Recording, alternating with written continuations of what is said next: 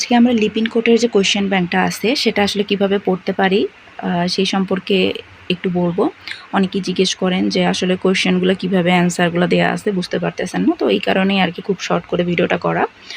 দেখেন এখানে আমার কাছে লিপিন কোটের হচ্ছে 11 এডিশন যে বইটা সেটা আছে, সেটা আমি প্রিন্ট করে মানে ডাউনলোড করে প্রিন্ট করে তারপর হচ্ছে বইটা ছোট ছোট করে পার্ট করে পড়ছি। আমার কাছে একদম মোটা বই পড়তে ভালো লাগে না, এই কারণেই আমার পার্ট পার্ট করে পড়া। তো এটার সাথে হয়তো আপনাদের মিল খুব বেশি নাও থাকতে পারে, আবার অনেক অনেক কিছুই থাকবে, হয়তো বা কিছু কিছু মিল না থাকতে পারে, কারণ এটা 11 এডিশন আর ওটা 14 এডিশন যেটা এখন বাজারে আসে। তো দেখা যাবে যে একটু অন্যরকম হতেই পারে।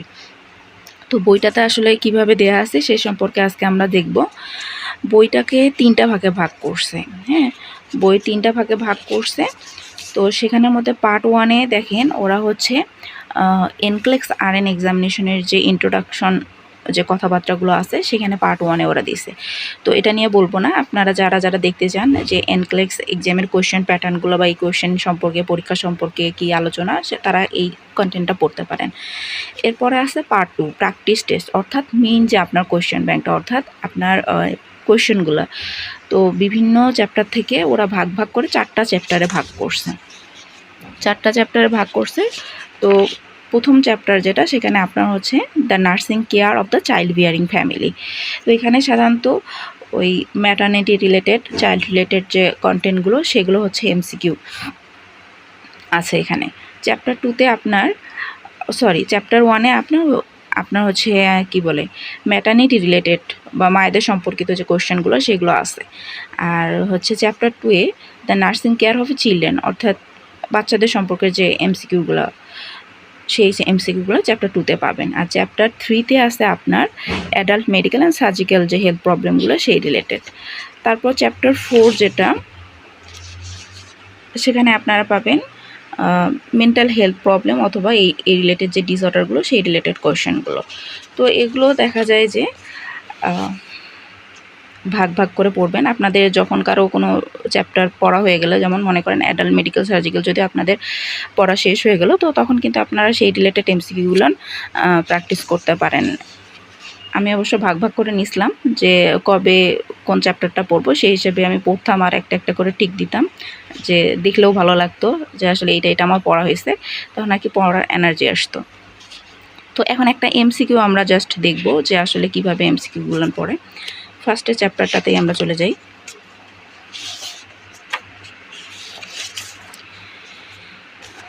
তো প্রথম চ্যাপ্টারের প্রথম যেই কন্টেন্টটা সেটা হচ্ছে আপনার অ্যান্টিপার্টাল কেয়ার। অ্যান্টিপার্টাল কেয়ারে আবার কয়েকটা, মানে একটা কন্টেন্টের ভিতরেই আবার ওর ভিতরে যে অনেক কিছু ভাগ করা হয় কন্টেন্টগুলোকে, সেই অনুযায়ী ওরা আবার এমসিকিউ দেয়। যেমন অ্যান্টিনেটাল কেয়ারের মধ্যেও প্রিকনসেপশন ক্লায়েন্ট আছে, এটা একটা কন্টেন্ট। তারপর এই দেখেন the pregnant client receiving prenatal care, এইভাবে কিন্তু ভাগ ভাগ করে সুন্দর করে দেয়া আছে। প্রত্যেকটা কন্টেন্টের আন্ডারে অনেক এমসিকিউ দেওয়া আছে। তো আসলে সব কিন্তু আপনারা যে পড়ার সময় কন্টেন্টে পাবেন তা কিন্তু না, এটা আমি আগেও বলছি। তো সেটাই আর কি, যে এই এমসিকিউগুলো পড়ার সময় আপনারা অনেক নতুন নতুন ইনফরমেশান পাবে। সেই অনুযায়ী যদি মনে হয় যে কোনো ইনফরমেশান আমার নোট করা জরুরি, তো আপনারা এই এমসিকিউর জন্য আলাদা একটা খাতা করবেন, সেটাতে আপনারা নোট করতে পারেন। আমি এভাবে করতাম তাই বলছি, এখন করা না করা আপনাদের ব্যাপার আর কি। তো প্রথম প্রশ্নটা দেখি। প্রথম কোশ্চেনে বলছে দেখেন যে a client has obtain plan B levonorgestrel 0.75 milligram 2 tablets as emergency contraception after unprotected intercourse. The client calls the clinic to ask questions about taking contraceptives. The nurse realizes the client needs further explanation when she makes use of the following responses. অর্থাৎ কি বলছে, অর্থাৎ প্রশ্নটাতে কি বলছে দেখেন যে একজন client এমার্জেন্সিভাবে phone দিয়েছে ক্লিনিকে এটা জিজ্ঞেস করার জন্য যে সে এমার্জেন্সি কন্ট্রাসেপশন হিসেবে প্ল্যান বি লেভোনর্জেস্ট্রল যে পিল আছে সেটা নিতে যাচ্ছে।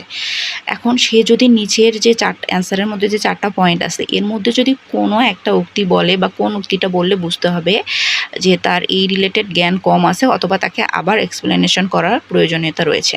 তো সেই হিসাবে আমাদের সেই উত্তরটা এখানে ক্লিক করতে হবে। এখানে মেইন পয়েন্ট কিন্তু দেখেন যে ফার্দার এক্সপ্লেনেশন, তার মানে বুঝতে হবে আপনার যে পেশেন্ট এমন কোনো একটা উক্তি বলতেছে যেটা তার ভুল, তা সেটা আমাদের কারেকশন করে দিতে হবে। তো সেইটা আমাদের টিক মানে অ্যান্সার হিসেবে দেখাইতে হবে। তো পয়েন্টগুলোতে দেখেন, ফার্স্ট পয়েন্ট যেটা বলছে যে I can wait 3 to 4 days after intercourse to start taking this to prevent pregnancy. তো প্রথম পয়েন্টটাতে বলছে যে আমি 3 থেকে 4 দিন, ইন্টারকোর্সের 3 থেকে 4 দিন পর পর্যন্ত ওয়েট করতে পারি এমার্জেন্সি পিলটা নেওয়ার জন্য। 2 নম্বর পয়েন্টে বলছে my boyfriend can buy plan B from the pharmacy if he is over 18 years old। 3 নম্বর পয়েন্ট হচ্ছে the birth control works by preventing ovulation or fertilisation of the egg. 4 নম্বর বলছে I may feel nauseated and have breast tenderness or a headache after using the contraceptive. আচ্ছা, আমরা হয়তোবা দেখলে অনেক কিছু হয়তোবা আমাদের আগের পড়া আসতে বুঝতে পারবো, কিন্তু সব যে আমরা বুঝতে পারবো তা তো নয়। এর জন্য আমাদের কোয়েশ্চেন যে অ্যান্সারগুলো আছে সেগুলো আমাদের চেক করতে হবে, তার র্যাশনালগুলো চেক করতে হবে। আচ্ছা, এখন আমরা অ্যান্সারটা দেখি যে কীভাবে আপনারা অ্যান্সার মিলাই পড়বেন।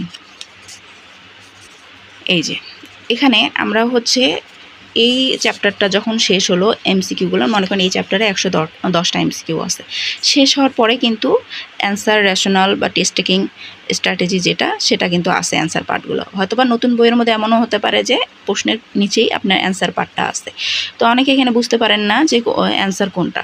তো দেখেন এখানে কিন্তু 1-এর 1 আছে, আমার কিন্তু প্রশ্নের নাম্বারটা কিন্তু 1, এখানে 1-এর পরে যে 1 দিছে সেটা কিন্তু আপনার হচ্ছে অ্যান্সার নাম্বার, ঠিক আছে। তারপর 2 নাম্বারের নিচে দেখেন 2-এর 3, এটা কিন্তু 2-এর যে 3 নাম্বারটা হচ্ছে সঠিক অ্যান্সার, তো সঠিক অ্যান্সারটা দেওয়া আছে। এই যে 2-এর আপনার হচ্ছে 3 নাম্বারটা সঠিক অ্যান্সার, এই কারণে 3 ওখানে দেওয়া আছে। এরপর হচ্ছে এটা দেওয়ার পর অ্যান্সারগুলোতে দেওয়া আছে এটা র্যাশনাল, কী কারণে 1 নাম্বারটা বা 1-এর যে 1 নাম্বার আমরা অ্যান্সার পেলাম সঠিক অ্যান্সার, তো এটা 1 নাম্বার কিসের জন্য আমাদের রাইট অ্যান্সার হলো বা অন্যগুলো কেন রাইট অ্যান্সার হলো না সেটা এখানে বলা আছে। তো এখানে দেখেন 1-এর যে 1 নাম্বারটা সঠিক অ্যান্সার, তো এখানে বলছে plan B is a series of contraceptive pill similar in composition to birth control pills that have been used for the past 30 years. Plan B is the brand name for levonorgestrel 0.75 mg. Pills are most effective if taken immediately after unprotected intercourse and then again 12 hours later. Males can purchase this contraceptive as long as they are over 18 years of age. Common side effects include nausea, breast tenderness, vertigo and stomach pain. আচ্ছা, এখন আমরা প্রশ্নটাতে আবার যাই। দেখেন যে প্রথম যে প্রশ্নটা 1 নম্বর প্রশ্নটা, এখানে কি যে প্রথম অ্যান্সার চয়েস যেটা, সেখানে কিন্তু বলছে যে পেশেন্ট বলতেছে যে ইন্টারকোর্স করা 3 থেকে 4 দিন পরে সে এমার্জেন্সি পিলটা নিতে পারে প্রেগনেন্সি প্রিভেন্ট করার জন্য, কিন্তু আসলে তো তা নয়। এমার্জেন্সি পিল ইউজ করা হয় ইন্টারকোর্সের পর ইমিডিয়েটলি। তো এই কারণে তার মানে এটা তার ভুল জানা, অবশ্যই তাহলে এটা আমাদের এক্সপ্লেন করতে হবে ফার্দার, তার মানে এটাই আমাদের কিন্তু কারেক্ট অ্যান্সার। তখন কিন্তু এটা ক্লিক করতে হবে। নিচে যে পয়েন্টগুলো সেখানে বলছে my boyfriend can buy plan B from the pharmacy if he is over 18 years old। সাধারণত 18 বছরের উপরে হলে সেই পুরুষ মানুষ আপনার এই এমার্জেন্সি পিল কিন্তু কিনতে পারবে, তার আগে কিন্তু কিনতে পারবে না। এরপর হচ্ছে এখানে বার্থ কন্ট্রোল পিলটা কীভাবে কাজ করে সেই সম্পর্কে একটা সঠিক ধারণা দেওয়া আছে। 4 নম্বর পয়েন্টটাতে I may feel nauseated and breast tenderness, যেটা হচ্ছে আপনার এই এমার্জেন্সি পিলগুলোর কিছু কমন সাইড ইফেক্ট সম্পর্কে বলা আছে, যে নাউসিয়া, ব্রেস্ট টেন্ডারনেস, হেডেক এগুলো হতে পারে আপনার এমার্জেন্সি কন্ট্রাসেপটিভ পিলে নেওয়ার পর। তো এগুলো সঠিক অ্যান্সার, এগুলো সঠিক ধারণা এই নিচের 3টাই পোষণ করছে, কিন্তু উপরেরটাতে সে কি বলবো ভুল ধারণা পোষণ করছে, সেজন্য তার হচ্ছে আবার এক্সপ্লেন করার দরকার আছে। তার মানে এটা আমাদের সঠিক অ্যান্সার। তো এইটাই আর কি, এটাই খুব ছোট একটা বিষয় যে অ্যান্সারের সঙ্গে কিভাবে মিল করে পড়বেন। অনেকে হয়তো বুঝতে পারেন না, কারণ আমাদের দেশের যে এমসিকিউ বা কোয়েশ্চেন ব্যাঙ্কগুলো থাকে সেগুলো তো এইভাবে দেয়া থাকে না। তো এইটাই আর কি, তো এভাবে আপনারা পড়তে পারেন। পড়লে আসলে দেখা যাবে যে অনেক নতুন নতুন ইনফরমেশন পাবে, সেগুলো হচ্ছে নোট করার যদি প্রয়োজনীয়তা মনে করেন তো নোট করবেন। আর যেগুলো মনে করবেন যে না এগুলো আমি মনে রাখতে পারবো, নোট করার প্রয়োজন নেই, সেগুলো নোট করার দরকার নেই। কারণ দেখা যায় নোট করতে করতে অনেক সময় তো না, মানে অনেক পেজ হয়ে যায়, অনেক খাতায় লেগে যায়। তো যেগুলো ইম্পর্টেন্ট মনে করবেন যে আমার পরবর্তীতে মনে রাখার জন্য, শর্টকাটে দেখার জন্য প্রয়োজন রয়েছে, সেগুলোই নোট করবেন। আর যেগুলো সহজে মনে থাকবে সেগুলো নোট করার প্রয়োজন নেই।